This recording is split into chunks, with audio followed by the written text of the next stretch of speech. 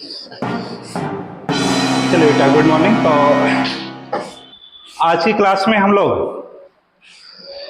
विश्व के सबसे ज्यादा शक्तिशाली जो महाद्वीप हैं उसी महाद्वीप से रिलेटेड हम लोग उसका अध्ययन करेंगे, या कहें कि एक ऐसा महाद्वीप जिसे यानी हम लोग नई दुनिया के नाम से जानते हैं। क्वेश्चन इसी पे आपका आया था कि कौन सा महाद्वीप है जिसे नई दुनिया कहा जाता है। नई दुनिया कहा जाता है। अब बात आती है कि नई दुनिया क्यों कहा जाता है इसे। क्योंकि 1492 से 1492 से पहले की अगर बात करें तो इस देश के बारे में कुछ अता पता या इस महाद्वीप के बारे में कोई अता पता था ही नहीं। तो अब बात आती है कि कहानी 1492 की। इसी समय स्पेन का एक नाविक था, क्या नाम था उसका?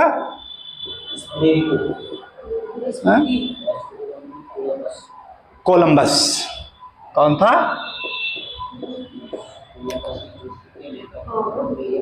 कोलंबस।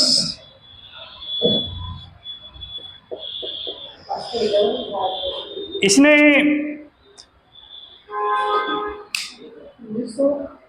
जो रोम से रिलेटेड एक मानचित्र को उठाया था ये, और ये भी देखिए आपका क्वेश्चन आया था कि पूछा गया था कि कोलंबस किस भूगोलवेता के मानचित्र का अनुसरण करके नई दुनिया की खोज करने निकला था। ठीक है ना। कोलंबस किस भूगोलवेता के मानचित्र का अनुसरण करके नई दुनिया की खोज करने निकला था। तो उत्तर क्या था इसमें आपका? जो रोमन से रिलेटेड देखें तो रोमन में एक भूगोलवेता था टालमी, है ना। क्या नाम था उसका? टालमी। वही टालमी है जिसने अपने मानचित्र पर अक्षांश और देशांतर का पूरा वो प्रयोग किया है। या ये कह सकते हैं कि ये एक ऐसा प्रथम भूगोलवेता था जिसने सबसे पहले प्रोजेक्शन का निर्माण किया था।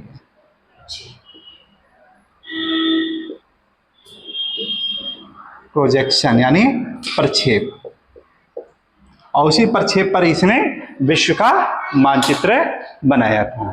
फिर बात आती है कि टालमी ने जो विश्व का मानचित्र बनाया था किस प्रक्षेप पर बनाया था, उसे प्रक्षेप का नाम क्या है? तो क्या नाम बताएंगे आप लोग? कॉनिकल प्रोजेक्शन था उसका नाम। क्या नाम था उसका? Conical projection. क्या अगर आज वर्तमान में पूछा जाए आपसे कि बच्चों ये बताओ कि क्या कॉनिकल प्रोजेक्शन पर वर्ल्ड का मैप बनाया जा सकता है, तो उत्तर क्या होगा आपका? कि सर बिल्कुल नहीं, वर्ल्ड का मैप तो कॉनिकल प्रोजेक्शन पे बनाया ही नहीं जा सकता है। लेकिन फिर भी इसका एक सबसे बड़ा योगदान ये था कि इसने प्रयास तो किया कि विश्व के मानचित्र को बनाने का प्रयास किया। और इसी मानचित्र का अनुसरण किसने किया था? कोलंबस ने किया था। और इस मानचित्र में टालमी ने भारत को भी दर्शाया था। किसको दर्शाया था? भारत को दर्शाया था। अब टालमी था कहां का? रोम का था। रोम अर्थात इटली, इटली अर्थात यूरोपीय देश। ठीक। अब इसने बताया अपने मानचित्र में कि भारत जो है इटली के किस दिशा में है, तो उसने इस मानचित्र में किधर दिखाया था? पश्चिम की दिशा में दर्शाया था, है ना। किधर दिखाया था? पश्चिम में दिखाया था। और इसी के अनुसरण का प्रयोग करते हुए कोलंबस अपनी यात्रा है किधर की तरफ निकला था? वो पूरब की तरफ ना निकल करके पश्चिम की तरफ गया वो। अब चूंकि इंडिया इंडिया को कहा जाता है इंडीज कहते हैं। इंडिया क्या कहते हैं? इंडीज कहते हैं। ठीक। और एक था आपका वेस्ट इंडीज, एक था क्या? West Indies. और वेस्ट इंडीज है कहां पे? ये फ्लोरिडा, ठीक है ना, फ्लोरिडा की खाड़ी ये रही, और युकाटन है ना, युकाटन प्रायद्वीप आपका ये रहा। ये तो एक तरफ फ्लोरिडा प्रायद्वीप और दूसरा आपका क्या है? युकाटन प्रायद्वीप। इन्हीं दोनों प्रायद्वीपों के बीच में जो छोटे और बड़े द्वीप हैं उन्हीं को सामूहिक रूप से नाम दिया जाता है वेस्ट इंडीज कहा जाता है। और इसी वेस्ट इंडीज के रास्ते से ये यानी यहाँ पर न्यू वर्ल्ड में वो पहुंचा था। कहां पहुंचा था? न्यू वर्ल्ड या नई दुनिया में पहुंचा था ये। तो अब चूंकि इंडिया की खोज करना उसका मूल उद्देश्य था, तो पश्चिम में जो नाम आया तो उसी के आधार पर रख दिया गया वेस्ट इंडीज, रख दिया गया था उसका नाम। क्या नाम रखा गया? West Indies. और जबकि इंडिया है कहां पे? ईस्ट इंडीज में है वो, है ना। कहां पर है? East Indies. तो एक कहते हैं ना कि ये वेस्ट इंडीज नाम नहीं समझ में आता है क्या चीज है ये, तो यहीं से ये वर्ड आया था कि यहाँ पे जो छोटे छोटे द्वीप थे जहां से होकर के गुजरा था उसी को नाम दे दिया गया था वेस्ट इंडीज, नाम दिया गया था ये। तो कब खोज किया है ये? 1498 में। अमेरिगो वेस्पुकी जो था उसी के नाम पर इसका नाम पड़ गया था अमेरिका पड़ गया था ये, है ना। उसी के नाम पर क्या पड़ गया था? इसका नाम अमेरिका पड़ गया था। अब चूंकि यहाँ की जो जनजाति पाई जाती है, प्रजातियां, रेड इंडियन, है ना, क्वेश्चन आया हुआ है कि रेड इंडियन कहाँ की प्रजाति जनजातियां हैं, तो उत्तर क्या होगा आपका? यही की, आपके अमेरिका की है। तो वो भी नाम देखिए कैसे हुआ कि वो भ्रमक में कैसे पड़ गया, देता कॉन्फिडेंस कैसे हो गया था उसको कि वो दिल्ली इंडिया पहुंच गया। क्योंकि स्पेन में रहने वाले को स्पेनिक कहा जाता है, इटली में रहने वाले इटालियन कहा जाता था, फ्रांस में रहने वाले फ्रांसीसी कहा जाता था, और इंडिया में रहने वाले को इंडियन। तो इसी को लगा कि 100% दावा किया कि वो इंडिया में पहुंच गया वो। तो कुछ चीजें होती हैं कि हम लोगों के सामने कि लॉजिकल पर हम लोग चलते हैं, कहते हैं कि नहीं हाँ ये सही होना चाहिए, ऐसा है ना, तो इसे कहते हैं ओवर कॉन्फिडेंस भी कह देते हैं। तो कहीं ना कहीं ओवर कॉन्फिडेंस यानी हो गया था वो। ठीक। तो हालांकि वो आपका तो नई दुनिया को जो नाम रख दिया गया बाद में क्या रखा गया कि अमेरिका रख दिया गया था ये। अब ये जो अमेरिका है आपका ये, इसके पूरब में पूछा जाता है कि कौन सा महासागर है, तो उत्तर क्या होगा आपका? अटलांटिक है ये। पूरब में क्या है? अटलांटिक। पश्चिम की बात करें तो पश्चिम में क्या है? पैसिफिक है यानी प्रशांत है ये। और उत्तर की तरफ देखा जाए तो उत्तर क्या है आपका? आर्कटिक। उत्तर क्या है? आर्कटिक है। तो इस तरह से 3 यानी महासागरों से ये बिल्कुल घिरा हुआ है। यहां पे देखें तो पनामा कैनाल, तो ये क्या करता है कि इसको अलग भी कर देता है ये। अब इसी में जो एक नाम आता है एंग्लो अमेरिका आता है। क्या नाम आता है? एंग्लो अमेरिकन, एक ये वर्ड आता है। दूसरा जो वर्ड आता है इसमें मध्य अमेरिका। तीसरा जो आता है सेंट्रल अमेरिका।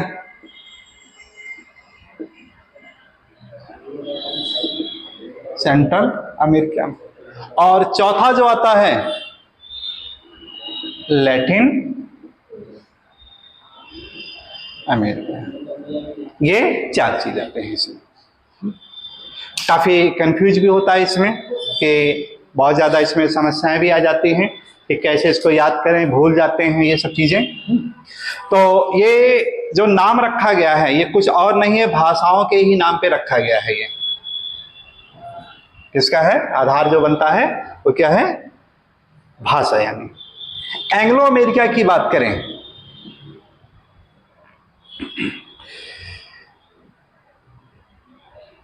तो एंग्लो से वर्ड अगर देखा जाए तो भारत में भी ऐसा आता है।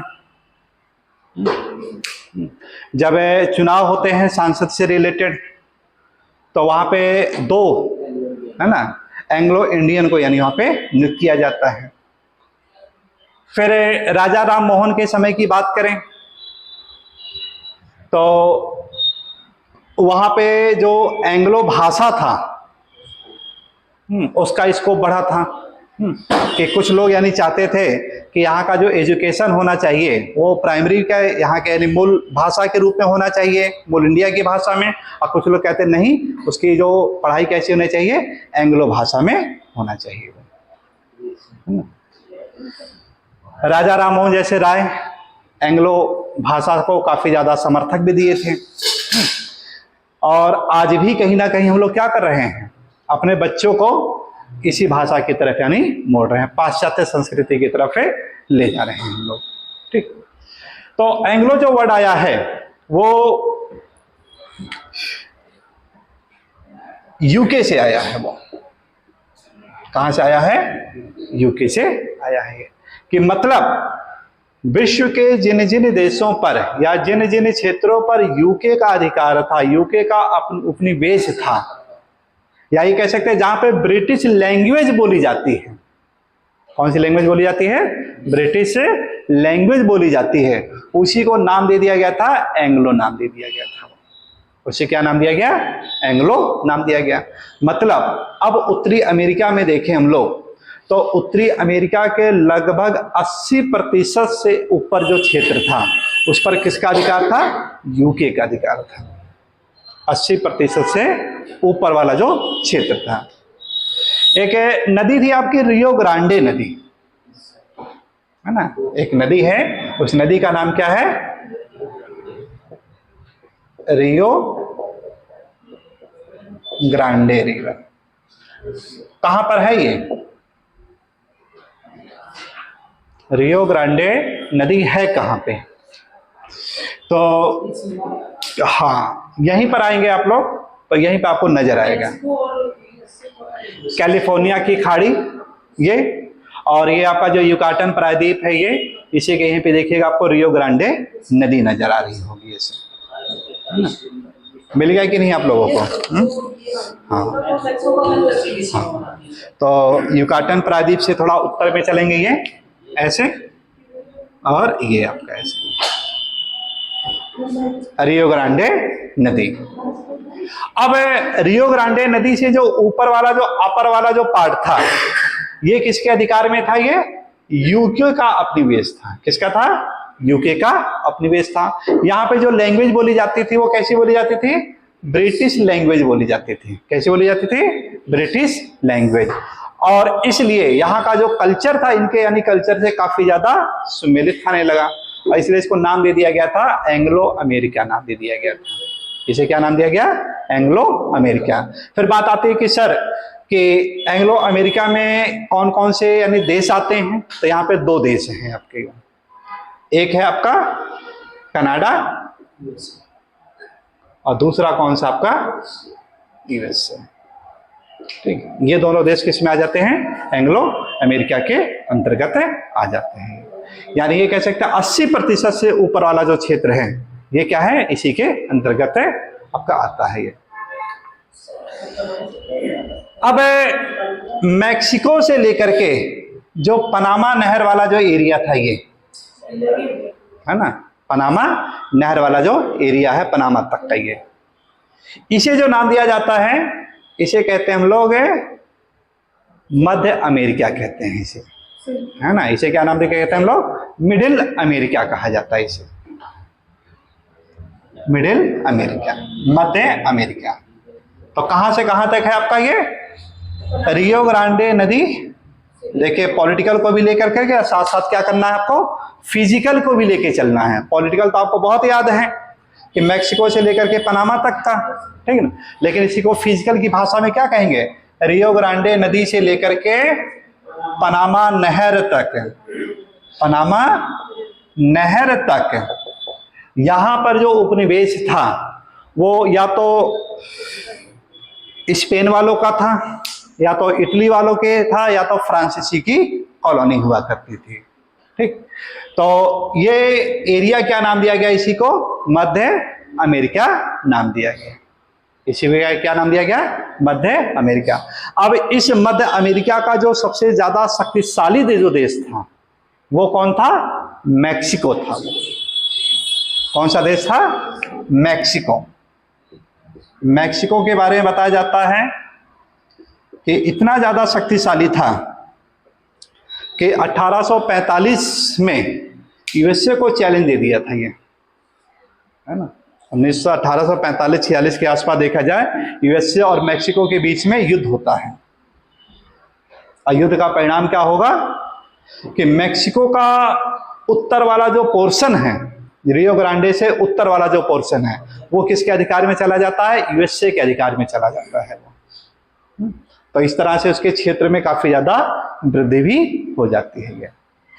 तो यहां से एक चीज ये क्लियर हो गया कि मध्य अमेरिका का क्या मतलब है ये।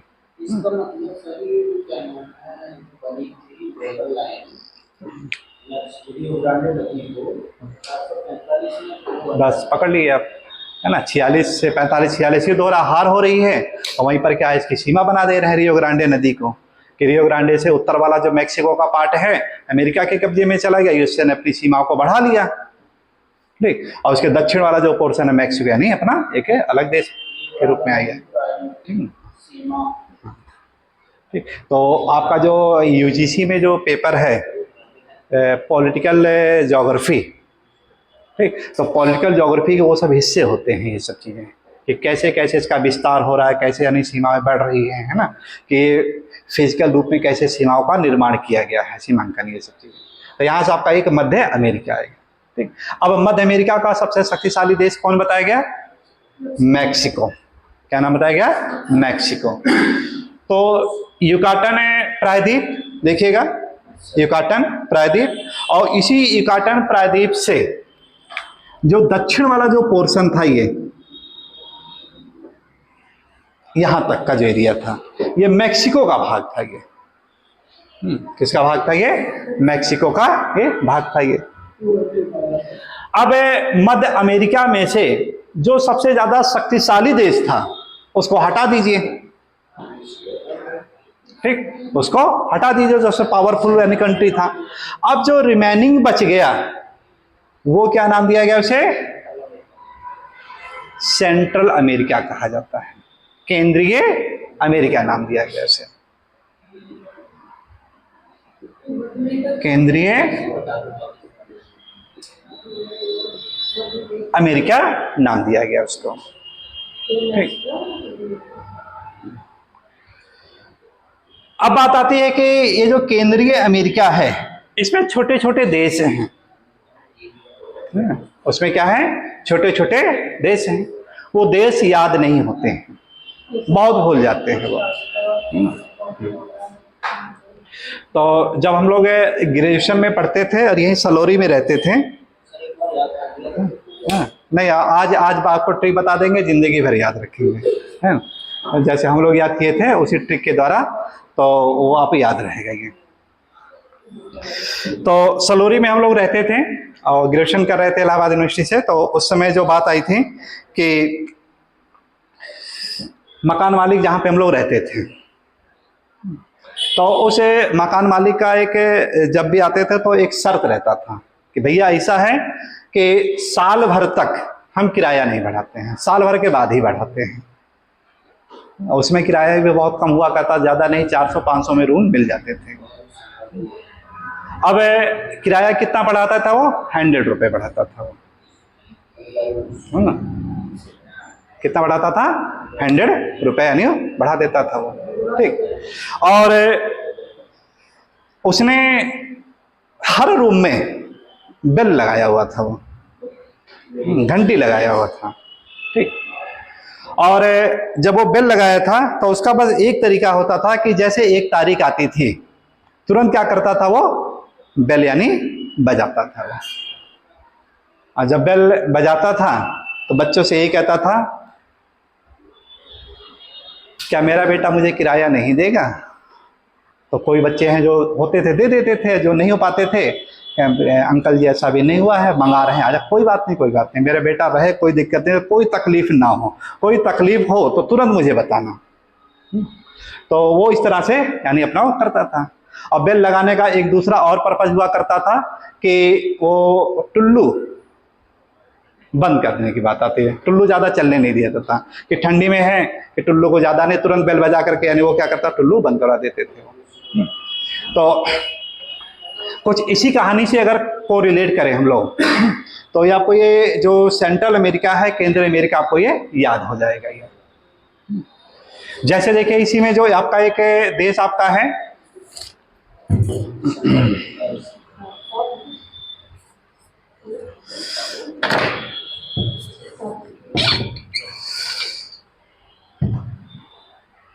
ग्वाटेमाला।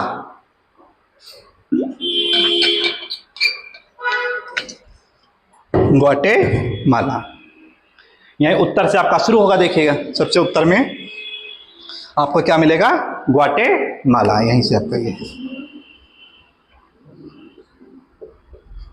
ग्वाटेमाला।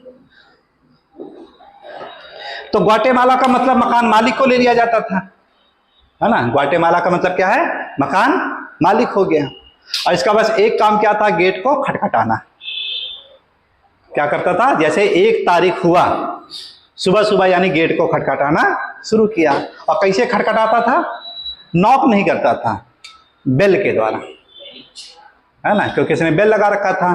तो वहीं पे देखिए आपको बेलीज मिलेगा, यहाँ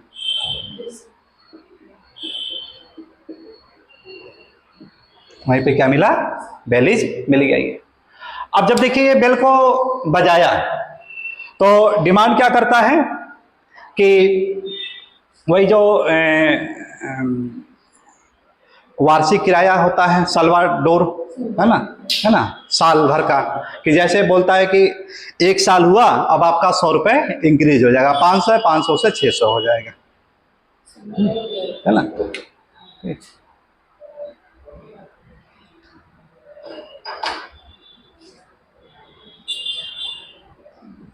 साल्वाडोर, ठीक ना, साल्वाडोर। और अगर जो इसकी शर्त को मान लेता था कि किराया अगर 100 रुपये बढ़ा करके दे दिया तब तो ठीक है, और नहीं तो डोर को हमेशा के लिए बंद कर देता था, निकल जाओ, निकारागुआ हो जाइए, ठीक है ना। तो वहीं पे देखिए आपको मिल गया क्या, निकारागुआ है। मतलब क्या है कि 100 रुपये अगर दे दिया होंडुरास, 100 रुपये दे दिया तो होंडुरास, और नहीं दिया तो गेट को क्या कर दिया, वो क्लोज कर दिया और बाहर निकाल दिया, भैया अपना सामान वामान लेके अब बाहर जाइए, यानी निकल जाइए आप लोग, निकारागुआ, निकारागुआ।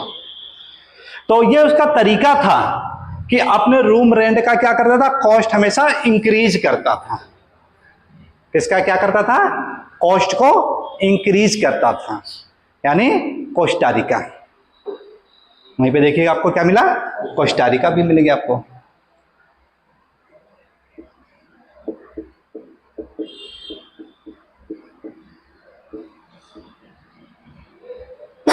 और इंक्रीज किया और फिर पैसा वैसा ले करके और फिर पैकेट में वो क्या गया था, पान लिया रहता था, ऐसे पान निकाला, मुंह में डाला, चबाया, मुस्कुराता हुआ निकल गया। तो पनामा क्या हो गया आपका, पनामा। तो उस मकान मालिक के जो ये एक्टिविटी थी, उसी एक्टिविटी पे हम लोगों ने क्या किया कि एक छोटा सा स्टोरी बना लिया था, ठीक है। और हमेशा यानी जब आता था बेल, यानी जब 1 तारीख आती थी तब कहीं ना कहीं ये दोहराते थे इसी से कि अच्छा 100 रुपये, है ना, कि जब भी रहता था कि 100 रुपये बढ़ा के ले लेना, हंडुरास हो जाना, बेल बजा देना, बेलीज हो गया, ग्वाटेमाला यानी मकान मालिक है ना, मकान मालिक का गेट से रिलेटेड है, सल्वाडोर यानी साल भर का डोर है ना, साल भर डोर यानी कि उसका खटखटाना, ठीक, कैसे खटखटाता था, बेल बजा करके, और जिसने 100 रुपये बढ़ा के दे दिया तो उसको यानी रखा, और नहीं तो आपको कहा भैया निकारागुआ यानी निकल जाइए। तो ये उसका तरीका क्या था आपका कि कॉस्ट को इंक्रीज करना, ठीक है ना, कॉस्ट को क्या करता था वो इंक्रीज करता था, और इस प्रकार वो पान चबा करके फिर वो चला जाता था पनामा। तो इस प्रकार देखिए यहाँ पर क्या है कि मध्य अमेरिका की बात करें हम लोग है ना, तो मध्य अमेरिका में आपका जो था कि मैक्सिको को हटा देते थे हम लोग है ना, मध्य अमेरिका में से मैक्सिको को हटा देते थे, आपका क्या निकला, आपका सेंट्रल अमेरिका निकला। अब बात आती है सेंट्रल अमेरिका में कुल कितने देश थे, सेंट्रल अमेरिका में कुल कितने देश थे, तो यहां से आप देख लीजिए कितने देश हैं, 7 देश है ना, कितने देश हैं आपके, 7 देशों का एक समूह है। अब देखिए मेन मुद्दे पर आते हैं कि सर इस पे क्वेश्चन कैसे कैसे पूछे गए हैं। इसमें जो मूल रूप से क्वेश्चन जो आपके आए हैं, चाहे आईएएस में आए हो या पीसीएस में आए हो या यूजीसी में आए हो या आपके पीजीटी से कोरिलेटेड है, तो वहां पे जो क्वेश्चंस आपके पूछे गए हैं किस तरीके से यहां से पूछा गया है। ये पहला देखिए जो क्वेश्चंस आया था कि सेंट्रल अमेरिका का ऐसा कौन सा देश है, एकमात्र ऐसा कौन सा देश है जिसकी सीमा केवल, वर्ड उसमें क्या लगाया था, केवल, ओनली, ओनली टच टू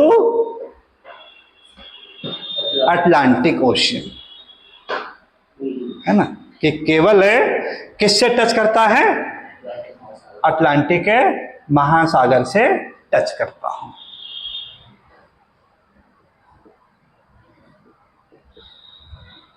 केवल अटलांटिक से टच करता हो, जो सबसे मेन वर्ड था उसमें केवल, और जिन बच्चों ने केवल वर्ड को ध्यान दे दिया आंसर उसका सही हो गया, और नहीं तो भटक रहे जाते थे। तो जो आप बात आते हैं ना कि सर याद नहीं होता कैसे क्या है, तो पहली बात तो इन चारों देशों को ध्यान में रखना जरूरी होता है कि सातों देशों को, और जब सातों देशों को माइंड में सेटअप हो जाता है तो आसानी से क्या होगा, फिर कैसे कैसे क्वेश्चन आए फिर आपको याद हो जाएगा है ना, केवल अटलांटिक से टच करता है। तो उत्तर क्या बताएंगे आप लोग, वेलिज, क्या उत्तर है उसका, वेलिज। एक साल ये क्वेश्चन आया, अगले साल जस्ट क्या हुआ, चेंज कर दिया कि सेंट्रल अमेरिका का एकमात्र वो कौन सा देश है जिसकी सीमा केवल प्रशांत महासागर के साथ लगती है, केवल प्रशांत के साथ लग रही है, ठीक। तो मैप में अगर आप लोग देखते हैं तो वहां पे देखिए क्या मिला आपको, एल सल्वाडोर, ठीक, केवल किसका होगा, एल सल्वाडोर मिल गया होगा, देखिए मैप में, ठीक ना।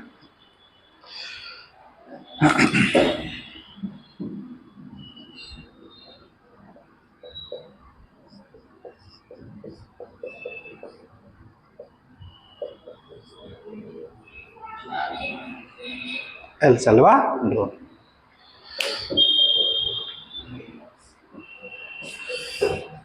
अब इसमें भी बहुत कंफ्यूजन होता था, कभी कभी एल सल्वाडोर को उसके साथ कर देते थे, इसके साथ ही कर देते थे। अब चूंकि अब वो स्टोरी कब की थी, ग्रेजुएशन की थी, बीए वाली थी कहानी, किससे थे, बीए, तो बी से यानी बेलिज था, ए से मतलब था अटलांटिक, ठीक ना। एक तो आपका ये कंफर्म हो जाता था कि चलिए अभी आपका, क्योंकि उसी समय क्वेश्चन आया भी था ये, उसी समय क्वेश्चन आया था, तो अटलांटिक के साथ यानी किसकी, वेलिज की सीमा लगती है। अब बाकी जो बचे वो सीमा क्या होगा, अटलांटिक और प्रशांत दोनों के साथ लगती है। अटलांटिक है प्लस है प्रशांत है, दोनों के साथ वो लग रही हैं। तो उसमें कितने देश आ जाते हैं आपके, 5 यानी देश आ जाते हैं। वो उसमें कौन से आ जाते हैं, कुल देशों की संख्या कितनी हो जाती है, 5 यानी हो जाते हैं। तो उम्मीद है देखिए इस ट्रिक के द्वारा हो सकता है भाई आपको याद भी रहेगा और भूलेंगे भी नहीं, क्योंकि आप लोग हैं हमेशा मकान मालिक से बिल्कुल जुड़े हुए हैं। ठीक है, जो भी कॉम्पिटिशन बच्चा है कॉम्पिटिशन वाले मकान मालिक से जुड़े हुए हैं। और मकान मालिक का कैसा है कि हमेशा बस एक उद्देश्य रहता है कि रूम के रेंट को इंक्रीज करना।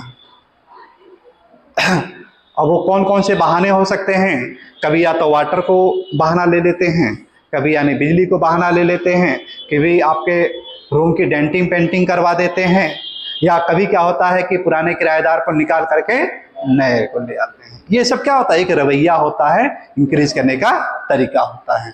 तो उसी इंक्रीज करने की एक तरीका की एक छोटी सी कहानी थी जो कि मेरे जीवन से घटी थी, और वही आपको ये याद हो जाएगा, हमेशा के लिए आपको याद रहेगा, भूलेगा नहीं ये। ठीक, चौथी जो बात आई है इसमें लैटिन अमेरिका, है ना, चौथी जो बात आई है लैटिन अमेरिका की बात।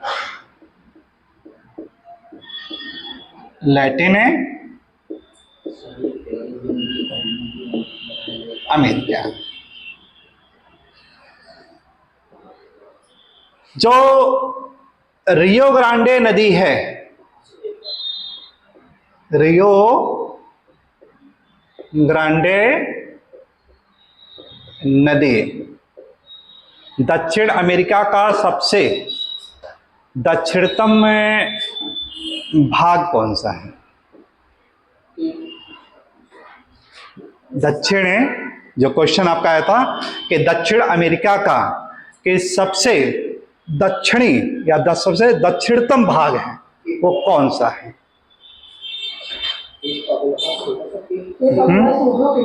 केप कैमोरिन है, सॉरी हाँ केप हॉर्न, केप कैमोरिन तो इंडिया में चला जाए, केप हॉर्न। ठीक,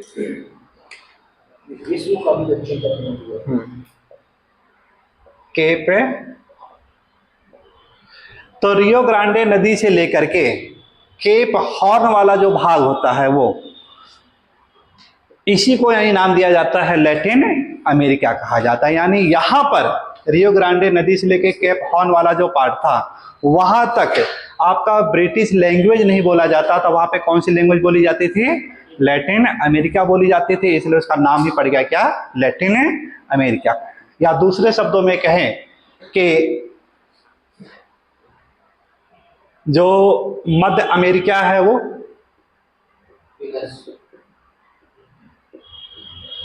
प्लस है, और जो दक्षिणी अमेरिका है वो, इन दोनों को मिला दीजिए तो आपका क्या मिल जाएगा, लैटिन अमेरिका मिल जाएगा आपको, है ना। जो मध्य अमेरिका है वो और दूसरा क्या है दक्षिण अमेरिका है, उसको मिला दीजिए आपको क्या हो जाएगा, ये हो जाएगा, या हाँ उसमें आ जाएगा, है ना।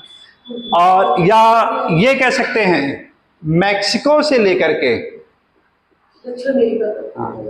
मैक्सिको से लेकर के आपका जो चिली तक का जो पार्ट, अर्जेंटीना का दक्षिण पार्ट है ना, वहां तक का जो भाग आता है, ठीक, दक्षिण अमेरिका,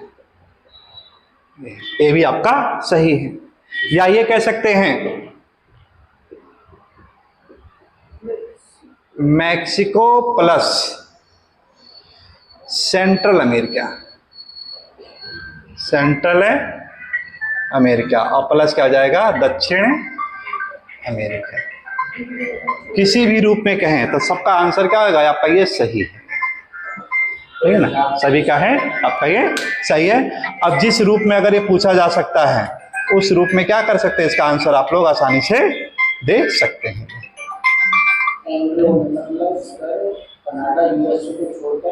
बस हाँ, ठीक, या सिंपल अगर एक लाइन में बोलना है तो सीधे कहिए कि जो अमेरिका चाहे उत्तरी अमेरिका चाहे दक्षिण अमेरिका है, उसमें से बस क्या करिए कि कनाडा और यूएसए को घटा दीजिए, और बाकी जो बचा वो आपका क्या हो गया, लैटिन अमेरिका हो गया। ये इससे यानी 4 से ज्यादा और कुछ नहीं है, ये चारों अमेरिका को ध्यान में रखना है। ठीक ना। अब यहां के अगर रेखाओं की बात करें हम लोग, है ना, ये तो हो गया आपका एक सीमांकन हो गया कि क्या क्या है, इसके चौथे कैसे कैसे है। रेखाओं की बात करें कि कौन कौन सी मूल रूप से यहां से रेखाएं गुजरती हैं, तो दो रेखाओं को ध्यान में रखना है यहां पे। रेखाओं की बात करें तो रेखाओं में कौन कौन सी रेखा है, एक है आपका आर्कटिक, एक क्या है आर्कटिक है वृत्त या 66.5 डिग्री नॉर्थ, और दूसरा क्या बताएंगे आप लोग, कर्क रेखा या इसी कहेंगे ट्रॉपिक ऑफ कैंसर। दूसरा क्या आपका कर्क रेखा या इसी को क्या कह सकते हैं, ट्रॉपिक ऑफ कैंसर कह सकते हैं, या इसी को 23.5 डिग्री नॉर्थ। ये दो मुख्य रेखाएं हैं जो कि यहां पर ये गुजरती हैं।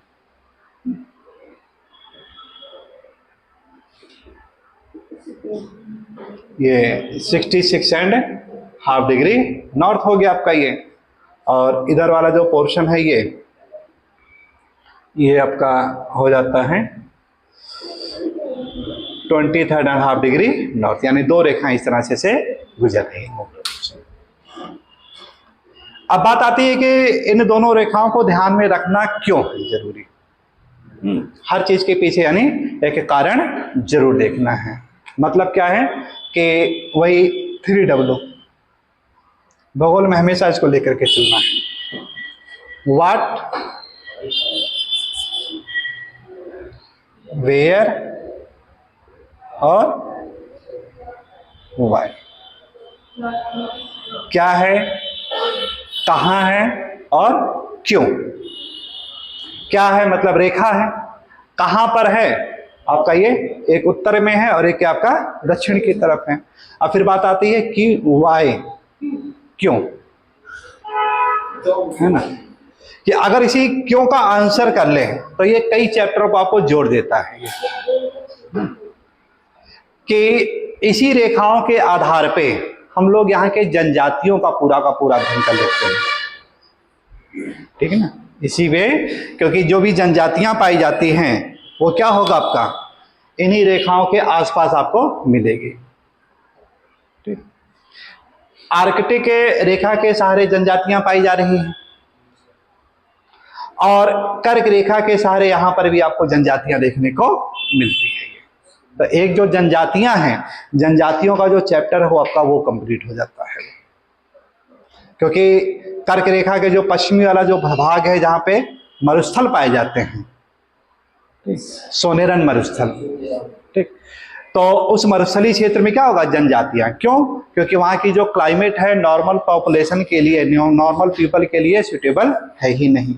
इसी तरह से आर्कटिक क्षेत्र का है जो शीत कटिबंधीय क्षेत्र है, जो आपका ध्रुवीय क्षेत्र है, ये सब क्या होगा, ये नॉर्मल पर्सन के लिए ये भी यानी सही नहीं है। तो यहाँ पर क्या एस्किमो जो जनजातियां हैं वो पाई जा रही हैं, रेड इंडियन जैसे लोग हैं यानी यहाँ पे पाए जा रहे हैं सब चीजें। ठीक, तो ये सब जो जनजातियां हैं ये सब क्या है, ये इसी का यानी मूल आधार बनता है ये, जो कि पॉपुलेशन जब ज्योग्राफी पढ़ते हैं हम लोग, तो जनजातियों का एक चैप्टर बनेगा आपका वो यहीं से आपका अध्ययन का विषय बन जाता है।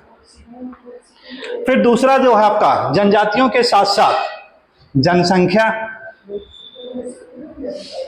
दूसरा क्या है जनसंख्या। आता है क्वेश्चन कि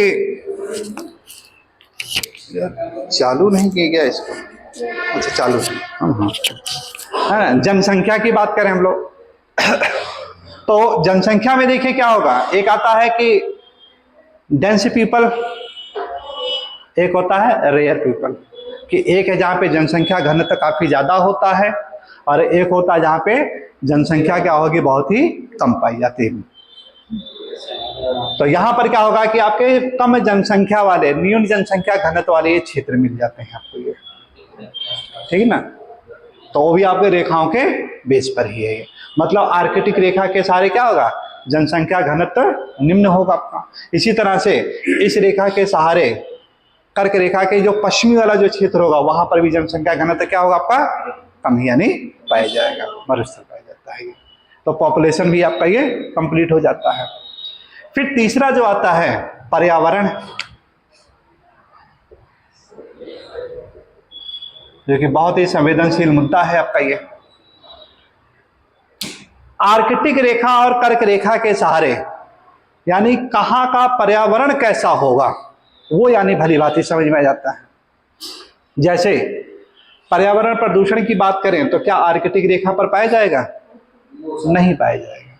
कर्क रेखा के सहारे देखें तो पूर्वी भाग में बहुत ज्यादा पॉल्यूशन, लेकिन पश्चिमी भाग में क्या होगा, नथिंग पॉल्यूशन, नहीं होता है वो, ठीक है ना। क्योंकि जब मरुस्थलीय क्षेत्र है तो वहां पे वाहन नहीं चलेंगे, वहां पे जनसंख्या कम रहेगी, तो वहां का जो भूमि उपयोग दोहन है वो सब कम होगा। तो चाहे मृदा प्रदूषण हो, चाहे वायु प्रदूषण हो, है ना, ये सब क्या होगा, ये सब कहीं ना कहीं इसकी कमी देखने को मिलती है। तो एक पर्यावरण से रिलेटेड ये भी आपका हो जाएगा, या ये कह सकते हैं यहीं पे वनस्पतियों से रिलेटेड। पर्यावरण में क्या आ जाता है, वनस्पतियां भी आ जाती हैं। तो एक आपका क्या है, वनस्पतियां वाला जो चैप्टर है ये भी कहीं ना कहीं ये भी लिंक हो जाता है, इसी से कोरिलेटेड है आपका ये। यही कारण है कि हमेशा जब भी आप किसी भी महाद्वीप को या किसी भी देश को देखिएगा तो हमेशा क्या करना है, उसको रेखाओं को जरूर ध्यान में रखना है, ठीक है।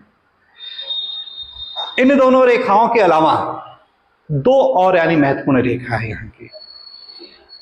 एक है आपका के 49 डिग्री उत्तरी अक्षांश रेखा, ठीक है।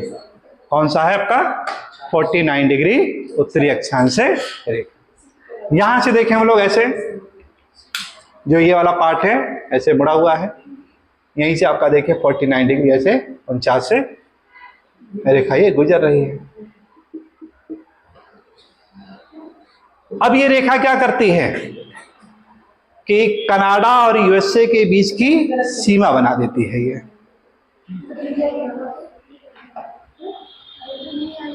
कनाडा और दूसरा क्या है यूएसए, दोनों के बीच की सीमा बना देती है। क्वेश्चन ये आएगा कौन सा अक्षांश रेखा है जो कि कनाडा यूएसए को अलग करता है, तो क्या होगा उत्तर आपका 49 डिग्री उत्तरी अक्षांश रेखा। और एक जो सबसे इंपॉर्टेंट और है कि कौन सी रेखा है जो उत्तरी अमेरिका को दो भागों में डिवाइड करती है, दो भागों में डिवाइड करती है। लेकिन वहां पे जो रेखा की बात दिया था वहां पे देशांतर करके पूछा था। जब अक्षांश कहे तब आप इसको भले कह सकते हैं 49, है ना, लेकिन जब देशांतर की बात आ जाती है तो क्या हो जाएगा आपका वो 100 डिग्री आपका ये 100 डिग्री देशांतर रेखा, है ना, 100 डिग्री देशांतर रेखा ये, ठीक। तो जो 100 डिग्री देशांतर रेखा होगी ये क्या करेगी, इसको दो बराबर भागों में डिवाइड कर देती है। भारत के मध्य से कौन सी यानी देशांतर रेखा गुजरती है, भारत के मध्य से कौन सी देशांतर रेखा गुजरती है, 82.5 डिग्री, है ना। क्या है उसका 82.5। कभी कभी लगता है कि ये नया क्वेश्चन कैसे आ गया, है ना, 82.5 डिग्री। अब देखिए 82.5 डिग्री पूरब और 100 डिग्री क्या आपका पश्चिम, तो नियर अबाउट क्या हो रहा है कि दोनों के बीच में 12 घंटे का अंतर हो जाता है। दोनों के बीच में क्या है कि लगभग यानी 12 घंटे का एक अंतर यानी हम लोग मान के चलते हैं। क्वेश्चन ये भी आ चुका है कि यूएसए और भारत के बीच में जो मानक समय है कि लगभग औसता कितने घंटे का अंतर पाया जाता है, तो उत्तर क्या होगा 12 घंटे का अंतर देखने को मिलता है। जैसे अभी की बात करें तो अभी जो प्रेजेंट टाइम में आपका टाइम हो रहा है आपका 12 बज रहे हैं दोपहर के, है ना, तो वहां पर क्या हो रहा है यूएसए में क्या हो रहा है कि मध्यरात्रि की बात चल रही होगी, ठीक, वहां पे मध्यरात्रि चल रहा हुआ है। तो ये चीजें यानी यहाँ पे देखने को मिल जाता है कि दोनों के बीच में ये अंतर देखने को मिलता है। तो ये 4 रेखाएं हैं, इसको ध्यान में रखना है। कौन कौन सा रखना है, आर्कटिक वृत्त को देखना है, दूसरा क्या है कर्क रेखा को, और तीसरा क्या है आपका 49 डिग्री उत्तरी अक्षांश रेखा को, और चौथा क्या आपका है 100 डिग्री देशांतर रेखा को ध्यान में रखना है। ठीक,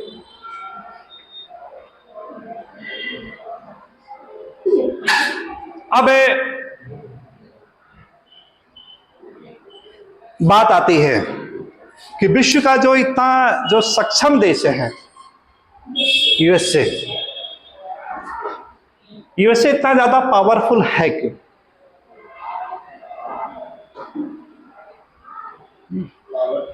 पावरफुल होने का मूल कारण क्या है? अब बात आती है कि ये किस बेस पे पूछा जा रहा है क्वेश्चन, राजनीतिक रूप में पूछा जा रहा है कि फिजिकल रूप में पूछा जा रहा है? पूछने का जो मूल आधार है कि एग्जामिनर कहाँ का वो बनाता है वो। अब चूंकि जो राजनीति है, राजनीति का जो मूल आधार किसका बनता है? वो फिजिकल बनता है। वो किसका बनता है? फिजिकल बनता है। कैसे है आपका ये, अभी इसको भी देखेंगे कि फिजिकल जो वही करती है और राजनीति कहीं ना कहीं सीमाएं बना देती है। वो ठीक है ना, उसकी सीमाएं बना देती है कि आज जो कि विश्व का हम लोग यूएसए को चौथा सबसे बड़ा देश मानते हैं हम लोग। क्या कभी ऐसा था ये पहले भी, जब ये स्वतंत्र हुआ था 1773 में, क्या इतना विशाल ये था देश? तो उत्तर क्या होगा आपका? नहीं, इतना बड़ा था ही नहीं। मतलब इसकी जो सीमाएं थी केवल मिसिसिपी नदी तक ही सीमित थी। ठीक है ना, इसकी जो सीमा थी, यहाँ देखिएगा फ्लोरिडा, यहाँ पे युकाटन, और दोनों के बीच में देखिए आपको ऐसे मिसिसिपी नदी आ रही है, ऐसे मिल गया होगा। देखिए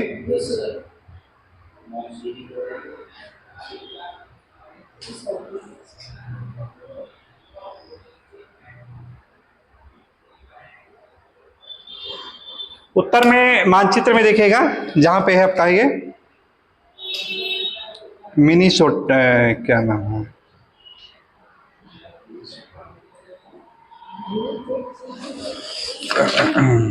एक यूएसए का आपका जो मैप है ये आइएगा, हाँ मिनीसोटा मिल तो गया ना, हाँ मिनीसोटा।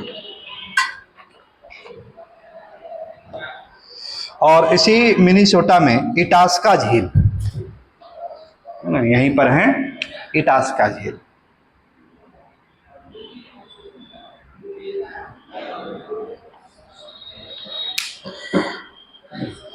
देश का नाम क्या है? मिनीसोटा।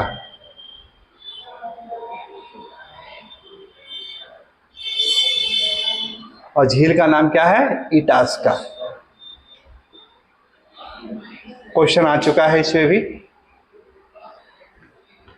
कि विश्व की जो चौथी सबसे लंबी नदी है मिसिसिपी, उसकी उत्पत्ति किस झील से होती है? तो उत्तर क्या बताएंगे आप लोग? इटास्का से होती है। और कौन सा वो क्षेत्र है जहां पे इटास्का झील है? तो उत्तर क्या होगा? मिनीसोटा प्रांत है आपका, वो उसी का क्या है? मिनीसोटा प्रांत है। और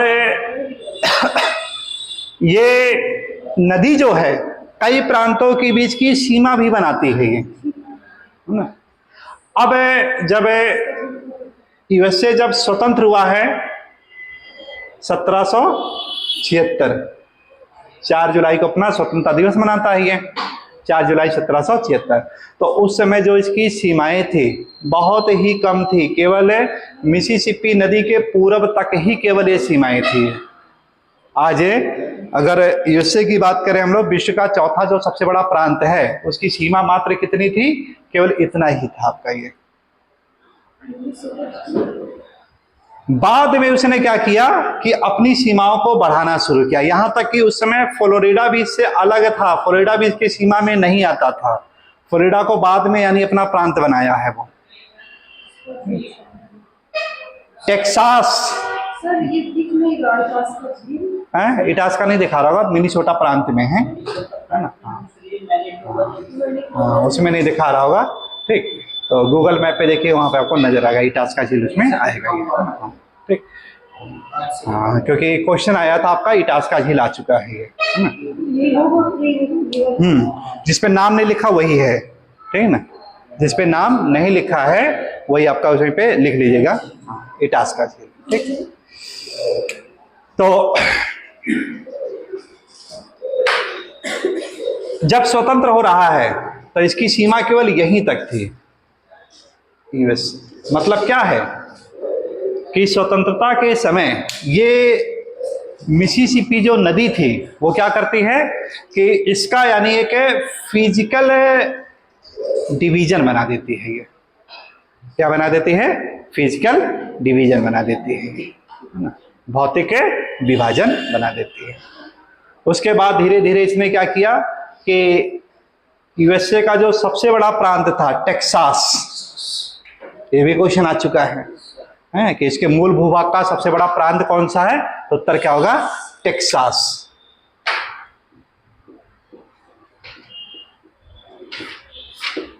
टेक्सास को जब ये छीना है तब मैक्सिको देखिए वहां पर क्या हो रहा है कि खड़ा हो जाता है ये, कि अब इसको डर लगने लगा कि अमेरिका क्या कर रहा है, अपनी भू राजनीति को इंक्रीज कर रहा है। ये क्या कर रहा है? जियो पॉलिटिक्स को बढ़ा रहा है। तो जियो पॉलिटिक्स की बात करें तो कॉन्सेप्ट किसका है ये? जेलन का है ये, है ना। क्वेश्चन जो आपका है जेलन महोदय का था ये। अब एक क्वेश्चन आएगा, अब ये सब आपका सही हो जाएगा, दिक्कत नहीं आएगा, ठीक है ना। और इस जियो पॉलिटिक्स को विकसित करने वाला भूगोलवेता कौन था? हाउसहोफर।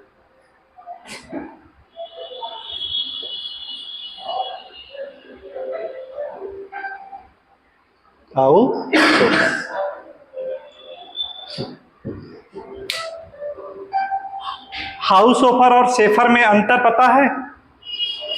हाउसहोफर और शेफर महोदय में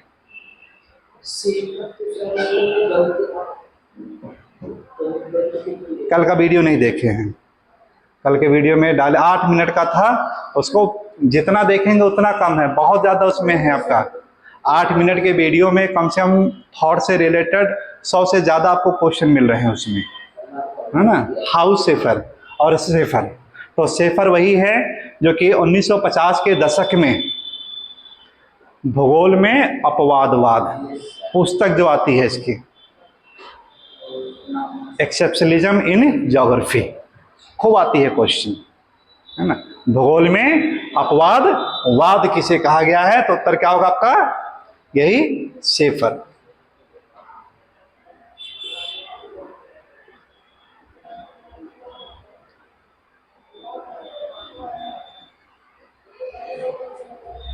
एक्सेप्शनलिज्म इन ज्योग्राफी, इसी शेफर की है ये, भूगोल में अपवादवाद।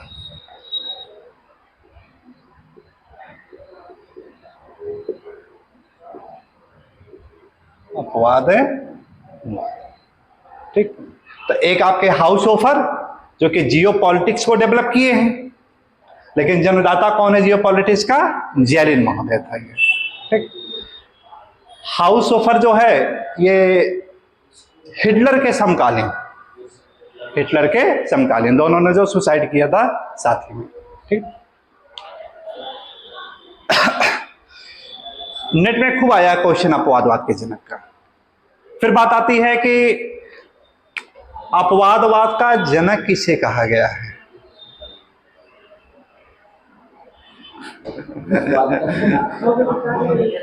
है? अपवादवाद का जनक किसे कहा?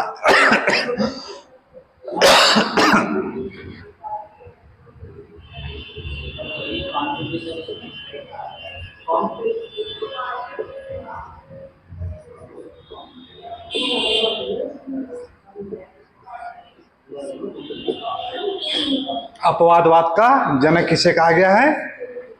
तो उत्तर क्या? कांट है वो। लेकिन जब नेट में क्वेश्चन आया था तो कांट को हटा ही दिया था, है ना, उसमें उसको हटा दिया गया था। तो वहां पे फिर अगस्टे काम्टे को ले लिया गया था, ठीक है ना। तो वहां पे क्या होगा आपका? अगस्टे काम्टे को लिया गया था वहां पे।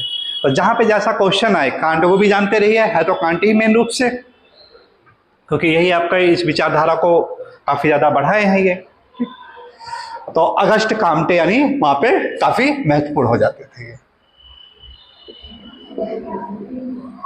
अगस्टे काम्टे महत्वपूर्ण हो जाते थे। इन्हीं का जो सबसे बड़ा योगदान जाता है कि अगस्ट काम्टे का ही, कि भूगोल में पॉजिटिविज्म की विचारधारा, प्रत्यक्षवाद की विचारधारा को यानी अग्रेसिव यानी आगे बढ़ाते हैं। प्रत्यक्षवाद, ये भी क्वेश्चन आ चुका है। प्रत्यक्षवाद के जनक कौन है?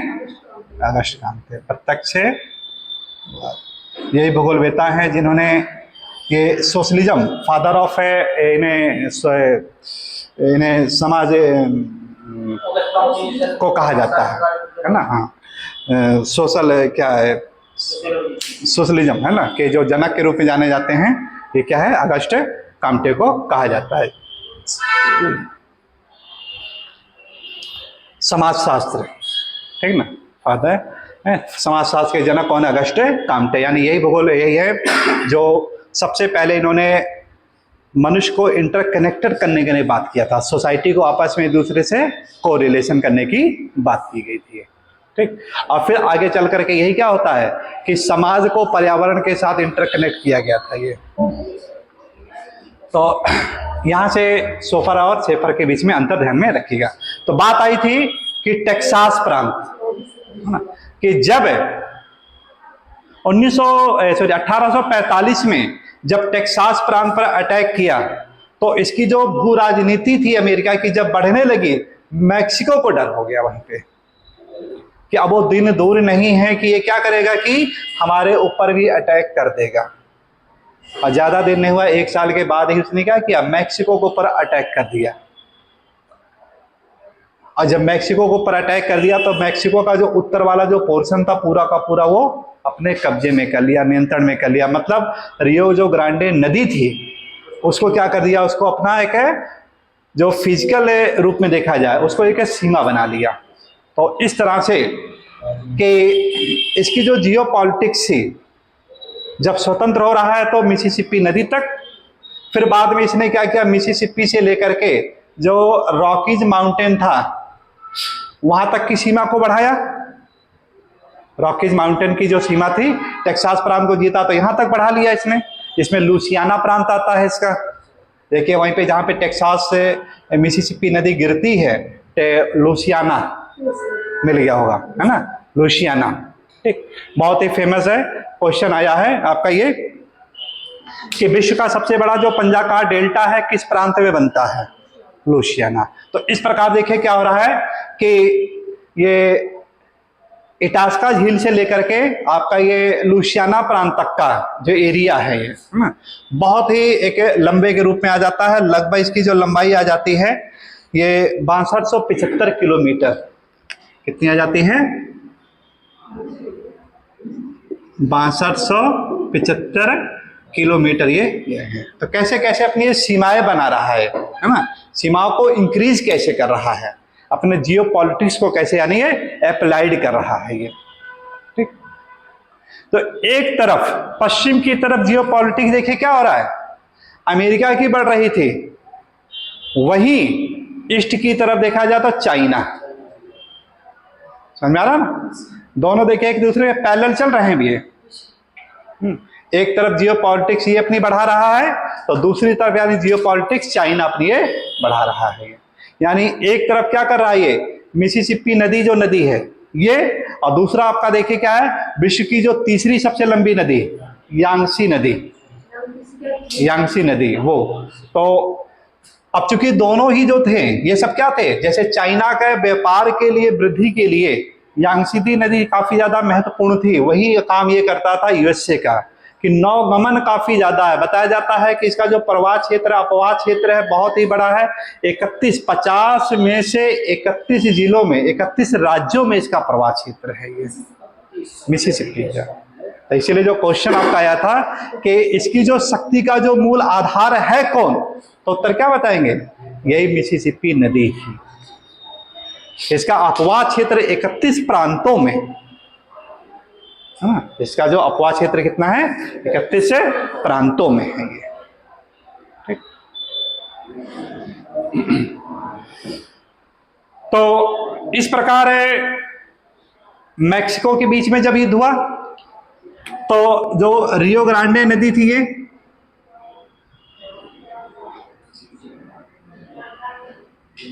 इसको यानी ये बढ़ा दिया अपना बना। ठीक, तो इस प्रकार देखिए कि अमेरिका की स्वतंत्रता के पश्चात मिसिसिपी नदी से लेकर के रियो ग्रांडे तक का जो सीमा क्या कर रही है, जियो पॉलिटिक्स के तहत ये अपना बढ़ाया हुआ है ये। ठीक है ना, जियो पॉलिटिक्स के तहत अपना ये बढ़ाया। जब देखिए इस तरह से हम लोग अब मैप पढ़ेंगे तो क्या होगा, पॉलिटिकल ज्योग्राफी आप अपने आप में क्या होगा कि आपका ब्रॉड नॉलेज बढ़ता चला जाएगा आपका ये। फिर वही जियो पॉलिटिक्स का जो पॉलिटिकल ज्योग्राफी आपका क्या हो जाएगा, आसान लगेगा सब चीजें, क्योंकि इन्हीं सब थिंकरों को उठा उठा करके पूछा जाता है वो। चाहे वो हाउसहोफर की विचारधारा ले लिया जाए, चाहे शेफर की विचारधारा ले लिया जाता है, या भूगोल में अपवादवाद से रिलेटेड आपका है उससे ले लिया जाता है, या अगस्त काम्टे से, या तो आपका एक है अपवादवाद के जो जनक के रूप में जो आया था क्वेश्चन, अगर नहीं अगर अपवादवाद के जनक के रूप में जो यूजीसी में आया था, जिसमें काम्टे ऑप्शन दिया था, लेकिन इमैनुअल कांट को नहीं दिया था वो। ठीक ना, हाँ इमैनुअल कांटे ही हैं। अब वहां पे जब नहीं थे तो आपको ये ले लिया गया। ठीक है ना, तो जहां पे जैसा रहे आपका उस तरह से। ठीक, तो ये यानी महत्वपूर्ण। तो एक ये क्या आपका एक जनरल व्यू है, यानी ये सारे ठीक ना, जनरल व्यू है। अब 1859 में ये तो यहां तक की सीमा अपनी जियो पॉलिटिक्स बढ़ाया, फिर इसकी जियो पॉलिटिक्स और ज्यादा देखिए बढ़ती चली गई। 1859 की बात आई,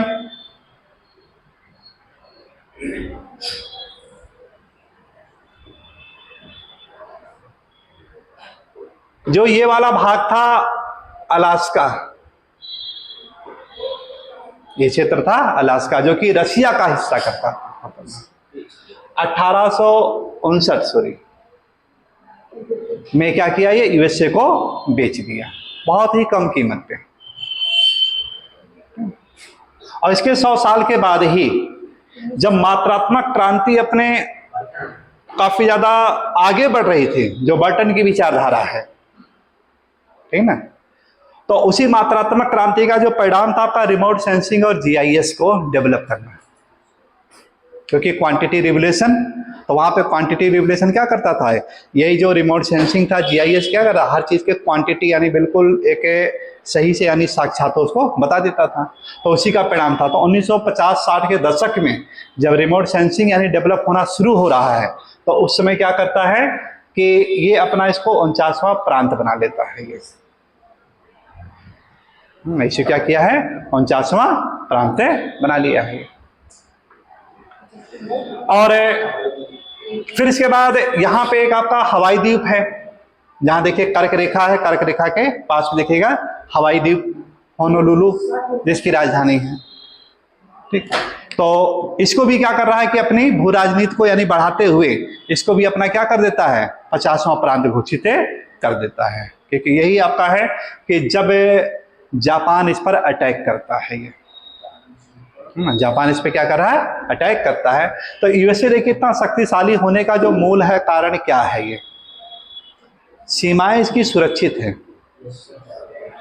अब प्रेजेंट टाइम में देखा जाए कि चाइना का भी जो सबसे ऊंची दीवार, इसका भी रिकॉर्ड कौन है, यही तोड़ रहा है, रियो ग्रांडे नदी के सहारे जो बनाई जा रही है पहली, ठीक ना, जो विश्व की सबसे ऊंची दीवार के रूप में डेवलप किया जा रहा है डोनाल्ड ट्रंप के द्वारा।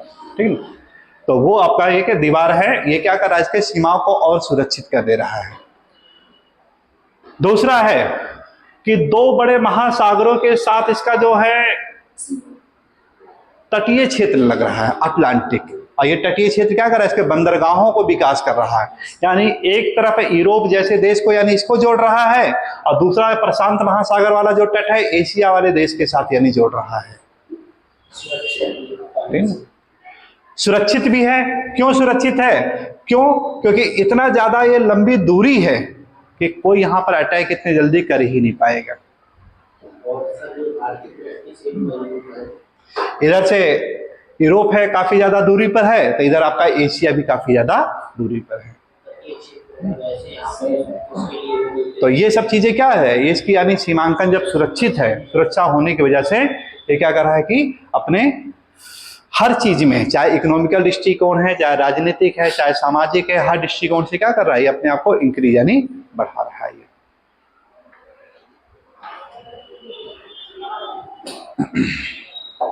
अब जो मेन चीज है देखते हैं हम लोग,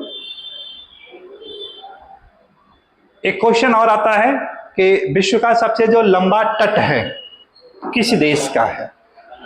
आ चुका है क्वेश्चन, है ना। विश्व का सबसे लंबा जो तट है वो किसका है? कनाडा। तो इन तटीय क्षेत्रों का अध्ययन करना बहुत जरूरी है, ठीक ना। जो अगला जो टॉपिक हम लोग पढ़ेंगे कि अमेरिका का जो तटीय क्षेत्र है, उन तटीय क्षेत्रों को पूरा का पूरा डिटेल हम लोग अध्ययन करें। क्यों? क्योंकि इसी तटीय क्षेत्र में छोटे छोटे द्वीप मिलेंगे आपको, वहां पे आपको गल्फ मिलेंगे, खाड़ियां मिलेंगे, वहां पर आपको प्रायद्वीप मिलेंगे, वहां पर आपको अंतरीप मिलेगा, वहीं पर आपको जल संधियां भी मिलेगी, और वहीं पर आपको जल धाराएं भी मिलेगी। तो इस पे विचार करिए, क्या द्वीपों से क्वेश्चन आते हैं कि नहीं आते हैं? जल धाराओं से आते हैं, खाड़ियों से आते हैं, प्रायद्वीपों से आ रहे हैं कि नहीं आ रहे हैं? तो इन सबसे जब क्वेश्चन आ रहे हैं तो इनके तट को रखना, याद करना क्या है, यानी अध्ययन करना बहुत जरूरी है ना। तो अगला जो टॉपिक होगा कि उत्तरी अमेरिका के तटीय क्षेत्र, उन तटीय क्षेत्रों को पूरा एक जगह से अलास्का से शुरू करेंगे और पूरा तट का अध्ययन करते हुए ये पूरा का पूरा हम लोग पूरा ये स्टडी करेंगे। और उसी में एक चीज और आपका आएगा कि जो वेस्ट इंडीज वाला जो क्षेत्र है, जो द्वीप है, ठीक, उसको भी यानी हम लोग पूरा पढ़ेंगे, ठीक।